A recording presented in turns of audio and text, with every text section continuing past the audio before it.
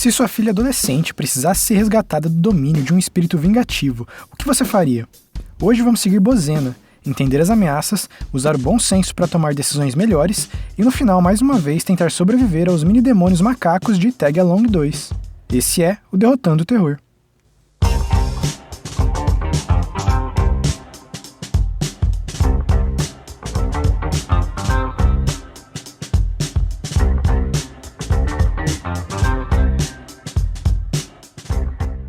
O filme começa em 2014, antes dos eventos do primeiro, com um grupo de lenhadores cortando árvores aparentemente de forma ilegal em uma floresta de Taiwan. Essa parece ser a mesma floresta nas montanhas do primeiro filme.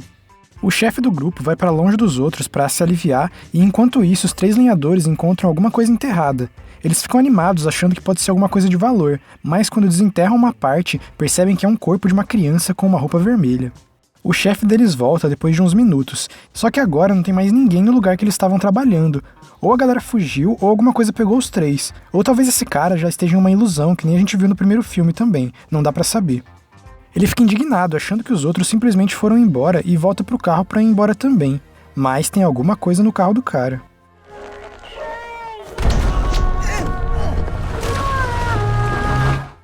Depois de uns sustos e de bater o carro em uma árvore por conta disso, ele tenta correr pra longe. Se arrastar pra ser mais exato, né? Mas o que quer que atacou ele uns segundos atrás não tem a intenção de deixar o cara ir embora, não. O filme então corta pra 2 anos depois e a gente começa a acompanhar a Shufang. Eu vou chamá-la de Bozena.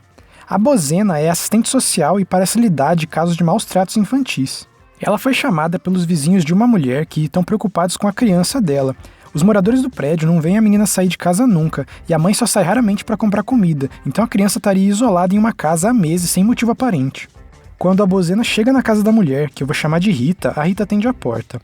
Ela hesita e não deixa a Bozena e seu assistente entrarem de primeira, mas depois de um tempo se convence e os dois entram no lugar. Provavelmente não deixar eles entrar teria algumas consequências. A casa é muito esquisita, meio bagunçada e tá cheia de símbolos desenhados pelas paredes. A Rita também tem símbolos parecidos desenhados nos braços e no pescoço. A Bozena percebe uma porta pequena meio escondida atrás de umas cortinas e vê uma sombra por baixo da porta. Percebendo que a dona da casa estava tentando esconder essa porta, ela entra com tudo bem rápido, sem dar tempo da Rita falar nada. E aí ela descobre um quarto pequeno, também bem estranho, cheio de símbolos e com um altar. Ele é do tamanho de um armário praticamente, mas que parece que também serve de quarto para alguém que tá morando ali. Em Pato Branco tinha uma mulher que morava numa cômoda. Chamava Nazaré Gabinete. Não demora muito e depois de olhar pelo quarto, ela encontra uma menininha tentando se esconder embaixo de um pano.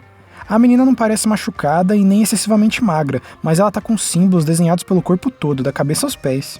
A Rita fica desesperada quando a Bozena encontra a menina. Provavelmente ela vai perder a guarda da criança ou coisa do tipo, mas a gente ainda não sabe o que aconteceu com as duas, porque o filme corta.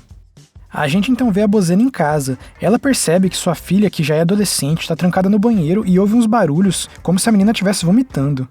Ela fica esperando a filha sair do banheiro e vai perguntar o que está acontecendo.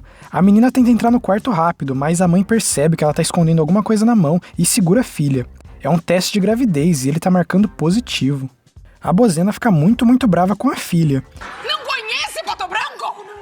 E aí o filme já corta para uma clínica. A mãe levou ela para fazer um aborto. Em Taiwan, isso é legalizado até determinado período da gravidez se a saúde da mulher estiver em risco ou até em casos onde a pessoa não teria condições econômicas ou mentais de criar uma criança. A Bozena começa a assinar os papéis, mas a filha dela fica muito triste e fala que quer tomar essa decisão por conta própria, não quer que a mãe obrigue ela a fazer esse procedimento. O médico então fala que é melhor elas conversarem sobre isso antes de fazer a cirurgia e as duas vão embora dali. No carro elas discutem mais um pouco. A Bozena é muito nova e teve filha quando era adolescente também. Ela fala que não quer que a criança arruine a vida da filha, e a adolescente entende que seu nascimento arruinou a vida da mãe e fica ainda mais triste. O filme corta mais uma vez pro trabalho da Bozena. Ela tá conversando com a menininha que resgatou no dia anterior, e a menina não para de perguntar pela mãe e falar que quer voltar pra casa. A criança também desenha vários símbolos nos braços iguais aos que tinha antes. Os assistentes sociais não entendem o caso da menina. Ela tá muito bem de saúde e não tinha nenhum sinal de maus tratos, que geralmente aparecem nesses casos, mas ainda não querem liberar a criança a voltar pra mãe porque a situação dela tava muito estranha, então vão investigar um pouco melhor. Quando a Bozena chega em casa, tá tudo apagado e a filha ainda não tá lá. Parece que a menina fugiu por raiva da mãe e porque deve querer dar continuidade na gravidez. A Bozena fica muito preocupada e liga pra umas amigas da filha. Ela não consegue descobrir onde a filha tá, mas descobre quem é o namorado da menina, que provavelmente ajudou a deixar ela grávida, né? No dia seguinte, ela vai atrás do cara, e é aí que o filme começa a ficar muito esquisito. Pra começar, pelo nome do templo que o cara tá. Quer dizer, deve significar alguma coisa em mandarim, né? Mas não para por aí não. Algum tipo de cerimônia está sendo feita nesse lugar em homenagem ao Mestre Tigre. E tem um cara fingindo ser um tigre? Acho que é isso mesmo. Bom, o mais legal é que esse cara aí que é o namorado da filha dela. Se a gente parar pra pensar, faz todo sentido. O cara do templo de Fude ter engravidado a filha da mulher, né? Depois da cerimônia, a Bozena vai falar com o cara, que eu vou chamar de Pacato. O Pacato diz que não vê a namorada há um tempo e que ela tem evitado ele nas últimas semanas. O cara até parece ponta firme e ele ajuda a mãe a procurar pela menina. Os dois descobrem que a última vez que ela foi vista foi saindo da escola no dia que desapareceu, e as gravações mostram uma menininha de vermelho guiando ela pra longe, na direção das montanhas. A gente já viu essa história antes, né? O Pacato parece saber bastante sobre essa menininha demônio, e o tempo que ele trabalha, mora ou faz parte, não sei. O templo de Fude dele lá tem bastante conhecimento sobre esses demônios da floresta. No dia seguinte, a gente vê a Bozena indo pra floresta com uma equipe de busca de bombeiros e o Pacato também vai pra floresta, só que com um grupo de pessoas do templo dele. Aqui tem uma cena que, se você olhar bem, consegue ver o cara correndo de 4 pela floresta, e a gente descobre que ele não estava só fingindo ser um tigre não, ele literalmente se transforma em um tigre, ou pelo menos ganha as características de um. Mas de qualquer forma, um ser humano correndo assim é muito estranho. O Pacato consegue encontrar o tênis da namorada e mostra o lugar para as equipes de busca. Eles estão do lado de um hospital abandonado bem próximo da floresta, e o avô do Pacato, que parece ser o mestre do templo de Fude, fala que ali já começa o território dos demônios. Mas a Bozena não escuta isso porque ela vê a filha dentro do hospital e resolve ir sozinha para investigar sem avisar ninguém. Tinha 40 pessoas ali e ela não cutucou uma pessoa sequer para avisar que estava entrando no lugar. Não me faz perder a paciência com você não, minha filha. Vamos colaborar! Vou acabar perdendo minha paciência com vocês! A Bozena começa a procurar pelo edifício e ela encontra o celular da filha com a tela rachada, o que significa que a menina passou por ali. Tem mais alguma coisa ou alguém nesse hospital com ela, e depois de algumas cenas assustadoras, a Bozena encontra uma mulher comendo vermes em uma das salas. Não dá pra reconhecer logo de cara, mas essa mulher é a Célia, a protagonista do primeiro filme. A Bozena vai falar com a mulher no hospital pra perguntar se ela sabe alguma coisa da sua filha, mas a Célia tá meio transtornada, não aceita que o Mário Jorge e a Dona Álvara realmente morreram e precisa ser contida pelos médicos. Calma, Celinha! Calma! A Célia, de alguma forma maluca, tava grávida, porque eu acho que ela não tava grávida quando o marido desapareceu e nem no final do primeiro filme, pelo menos não que a gente saiba. Mas de qualquer forma isso não importa, porque quando ela foi encontrada pela Bozena e levada pro hospital, a criança dela já tinha morrido na sua barriga. Mais um trauma pra adicionar na cabeça da coitada. Depois da Celinha ficar mais calma e receber alta, a Bozena leva ela pro cemitério ou memorial, onde estão os restos mortais do ex-namorado e da ex-sogra-avó dela. O corpo do ex-namorado foi encontrado nas montanhas e a ex-sogra-avó morreu um tempo depois. A Bozena então fala que a Célia pode ficar morando com ela enquanto arruma um novo lugar, e pede para ela ajudar a encontrar sua filha, já que ela é a única pessoa que voltou viva das montanhas. A Célia aceita, mas ela parece estar meio traumatizada e não tá batendo muito bem da cabeça ainda não. A gente vê também que a Rita tá seguindo a Bozena em várias situações, mas não dá pra saber se ela tá mal intencionada ou não. A Bozena parece estar esperta e perceber isso. Eu não sei vocês, mas eu ficaria meio preocupado com uma mulher aparentemente maluca me seguindo, mas talvez seja coisa da minha cabeça, né? Aqui, antes de continuar, acho que já dá pra falar algumas coisas. A primeira é que realmente todo mundo já conhece sobre esses espíritos da montanha, então como que diabos ninguém fez nada conclusivo ainda? Quando os grupos de busca foram pra floresta, não tinha ninguém com bombinhas, que a gente já viu no primeiro filme ser eficiente, pelo menos pra espantar os bichos. E mais uma coisa, os caras têm carros da Nissan lá, com certeza tem motos da Honda também. Se isso fosse aqui no Brasil, tudo que você ia precisar era de 2 caras andando de CG com o escapamento modificado. Eles iam exorcizar essa floresta em 2 minutos. Bom, vamos fingir que eles não estão ignorando tudo que a gente aprendeu no primeiro filme e continuar. A Bozena começa a ter pesadelos e alucinações, da mesma forma que as vítimas da menininha têm antes de serem sequestradas pelo espírito, mas por enquanto nada demais acontece com ela, além de tomar alguns sustos, né, é claro.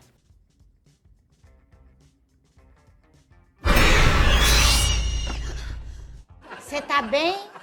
Tô toda urinada. No dia seguinte, ela vai pro templo de Fude mais uma vez. Lá é feito um ritual para invocar o Mestre Tigre. Parece que é isso que acontece com o Pacato, ele meio que é possuído por o espírito de um tigre, só que esse espírito é do bem. O avô do Pacato quer conversar com os demônios da floresta e talvez conseguir algum acordo, mas para fazer isso com segurança ele precisa invocar o Mestre Tigre antes, porque os bichos da floresta têm medo, ou pelo menos respeito pelo espírito do tigre, e aí não atacariam ninguém e não iam poder mentir, porque o Mestre Tigre saberia.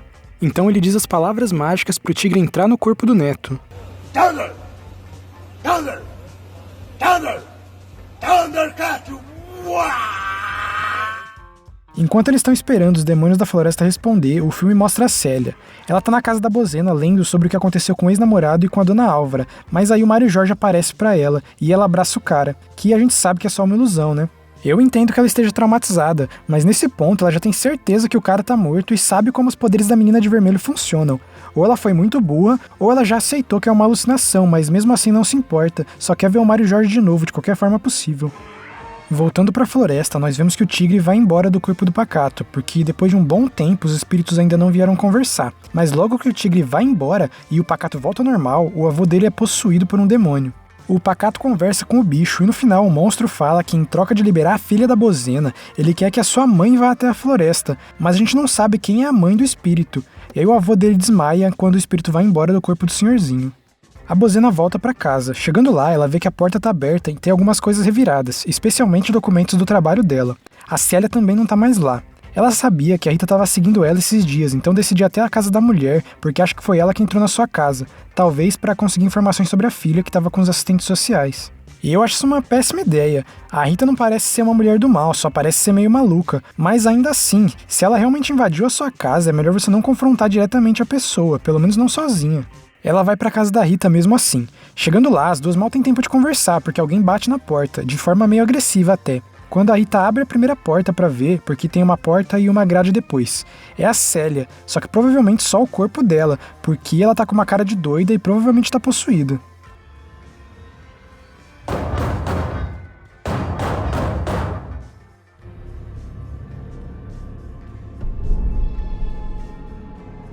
Eu jamais abriria a segunda porta pra essa pessoa. Olha a cara dela, gente. Olha isso, olha isso, olha isso.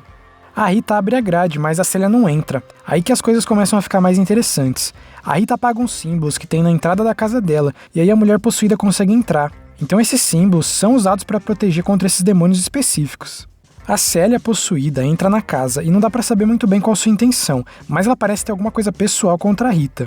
Parecia que a Rita sabia o que estava fazendo quando deixou a possuída entrar, e a gente vê o que ela tinha em mente quando mostra os símbolos desenhados no braço para a mulher possuída, e o espírito sai do corpo da Célia na hora.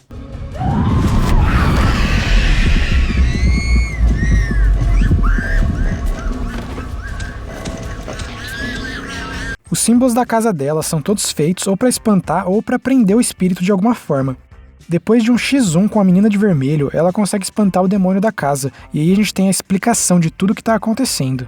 Primeiro a Célia pergunta por que o espírito possui e fica usando ela, e a Rita fala que é porque ela tem uma obsessão muito grande com pessoas que já se foram, e está muito presa naquele passado, aí ela vira um alvo fácil para possessão. Mas ao mesmo tempo, o espírito não vai matar ela porque a criança da Célia, que nem tinha nascido ainda, protegeu a mãe de alguma forma e morreu no lugar dela. Aí a Rita conta a história completa da menininha de vermelho. A criança era a primeira filha da própria Rita, mas ela e várias outras crianças morreram em um acidente em um parque de diversões que ficava perto da floresta e que foi fechado depois disso. Porque, né? A mãe não aguentou perder a filha, então no maior estilo cemitério maldito fez um ritual com o corpo da menina. Ela enterrou ele na floresta e ficou fazendo oferendas com sangue de animais por 7 dias. O corpo que os lenhadores acharam lá no começo era esse.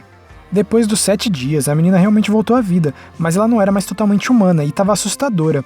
A mãe não teve coragem de encarar a menina daquele jeito e fugiu abandonando a criança, que agora não consegue passar para a próxima vida e está presa nessa forma demoníaca vivendo na floresta.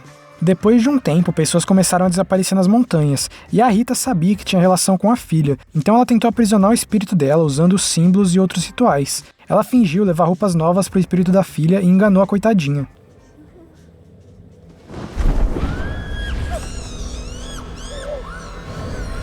O plano deu certo em um primeiro momento, mas 2 anos atrás a menina foi liberada de alguma forma. A gente sabe como, na verdade, foram os lenhadores que acharam o corpo e tiraram o tecido que estava aprisionando a menina, e desde então pessoas voltaram a desaparecer na montanha.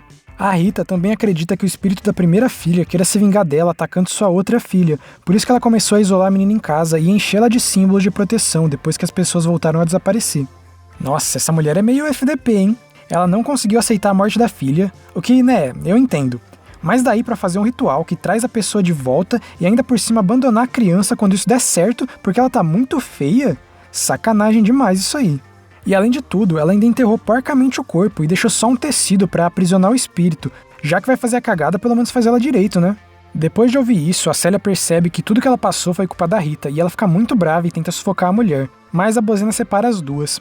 A Rita fala que vai tentar se redimir o máximo possível agora e trazer a filha da Bozena de volta. As três pegam o carro e vão para as montanhas. Se esse parque não tivesse fechado, provavelmente ia falir mesmo. Pra que construir um negócio em uma montanha? É longe demais da cidade. Longe demais era a fazenda desebatendo. No caminho, felizmente a Bozena liga pro Pacato pra avisar que encontrou a mãe da menina e vai tentar trazer sua filha de volta com isso. O Pacato acha meio estranho.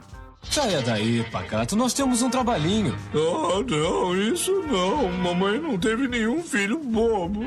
Mas ele não consegue falar com a Bozena direito, porque a ligação cai. O Pacato então vai falar com seu avô, que ainda tá acordando depois de ser possuído pelo espírito. E aí o avô dele basicamente fala que ele é um imbecil. O espírito só começou a conversar com eles depois que o mestre Tigre já tinha ido embora, então nada que fosse dito ali deveria ser considerado, porque ou são mentiras ou meias-verdades para enganar as pessoas, e as mulheres provavelmente estão indo direto para uma armadilha agora. O Pacato então pega um ajudante do templo, que deve ser tipo um coroinha, e os dois vão para a montanha, atrás das mulheres, já que o telefone delas está sem sinal. Enquanto isso, as três já chegaram no parque de diversões onde a filha da mulher morreu, e próximo de onde ela aprisionou o corpo na primeira vez.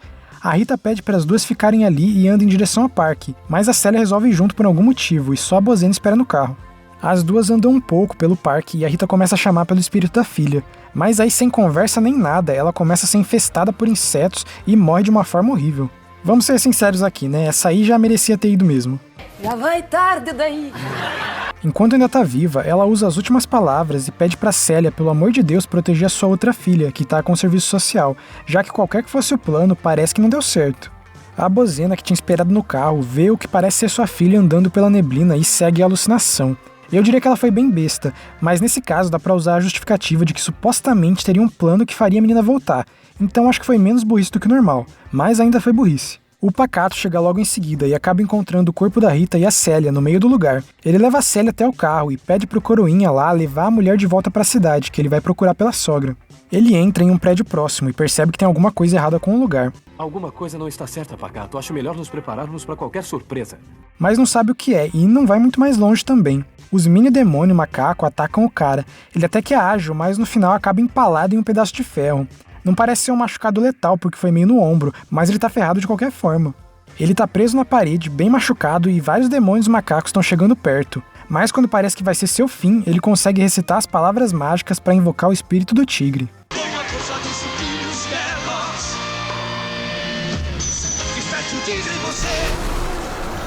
O filme corta pra Bozena, procurando pela filha. Depois de ver algumas alucinações e coisas meio pesadas que assombram seu passado, ela consegue encontrar a filha de forma mais fácil do que eu imaginei. A menina tá presa em uns galhos lá, mas é de boa soltar eles. Ela libera a filha e eles começam a procurar a saída. E aí, magicamente, um time de resgate aparece no prédio falando: "Finalmente encontramos você, segue a gente." Mas isso aí foi muito esquisito. Depois de andar só um pouco, as duas e o time de resgate dão de cara com um monstro bem mais sinistro que os macaquinhos, mas a gente descobre que essa é a forma totalmente transformada do Pacato. Pacato transformou-se no possante gato guerreiro. O tigre começa a rugir e parece que vai atacar todo mundo, mas aí a ilusão se quebra e o time de resgate na verdade eram vários demônios macaquinhos que estavam enganando as duas, mas o tigrão não é tão facilmente enganado não. Enquanto isso, a Célia voltou para a cidade e, preocupada com a filha da Rita, vai direto até o lugar de assistência social que a menina tá. Ela encontra a criança e meio que sequestra a menininha, porque jamais que alguém daria autorização para essa mulher com cara de maluca levar uma criança dali. Inclusive, cadê as pessoas para tomar conta dessas crianças aí? Qualquer maluco pode entrar e levar uma se quiser, então? É isso mesmo? Ela leva a menina para casa da Rita, que é mais protegida por ter vários símbolos e tudo mais. Mas logo que elas chegam lá, alguém bate na porta. Ela vê o Mário Jorge chorando do lado de fora e implorando para entrar.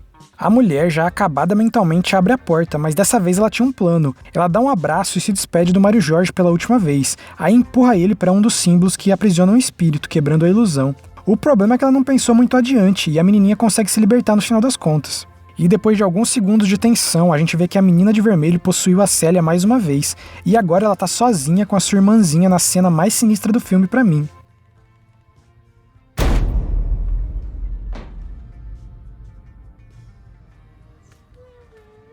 As duas conversam por um tempo e a segunda filha da Rita mostra que, apesar de tudo, ainda considera a outra sua irmã mais velha e que a mãe delas foi descabeçada, mas vivia arrependida pelo que fez e nunca esqueceu da primeira filha.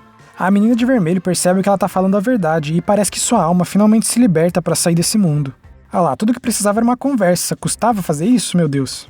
O filme volta pro Pacato, pra Bozena e pra sua filha, e ele tá descendo o cacete nos demônios macacos. Desce o cacete nele! Mas aí a filha da mulher é possuída por um dos demônios e começa a falar o nome do namorado. Aparentemente isso faz com que a pessoa volte ao normal e o espírito do tigre vá embora. A mãe consegue, conversando com a filha possuída, fazer ela voltar ao normal, mas eles se encontram cercados por dezenas de macacos demoníacos nessa hora e sem o tigre para espantar os bichos. Aí uma mariposa vermelha aparece e se transforma na menininha de vermelho. Ela consegue afastar os outros demônios, fazendo com que os 3 consigam fugir dali e depois se desfaz e parece que finalmente está livre. A mariposa foi mais eficiente que o tigre. Pelo que eu entendi, quem possuiu o avô do Pacato lá atrás e chamou as mulheres para as montanhas foram os demônios macacos normais. Eles viram que as 3 mulheres estavam muito frágeis psicologicamente e poderiam atrair e consumir elas por isso. Eles são realmente malignos. A menina de vermelho era só um espírito confuso e com raiva, principalmente da mãe, mas não foi nem ela que matou a Rita morreu pelos outros espíritos. Mesmo quando ela foi na casa da mãe mais cedo no filme, ainda não atacou direto, só fez isso depois que a Rita tentou prendê-la de novo. No final das contas, tudo que ela queria era ser aceita e amada pela mãe, e a irmãzinha conseguiu mostrar que ela sempre foi e liberar sua alma. Um tempo passa e o filme mostra que a filha da Rita agora foi adotada pela Célia, que parece ter levado a sério o pedido final da Rita para cuidar da menina. A gente também vê o parto do neto da Bozena. Até aí tá tudo muito bom, tudo muito bem, até que o Pacato pergunta pro seu avô.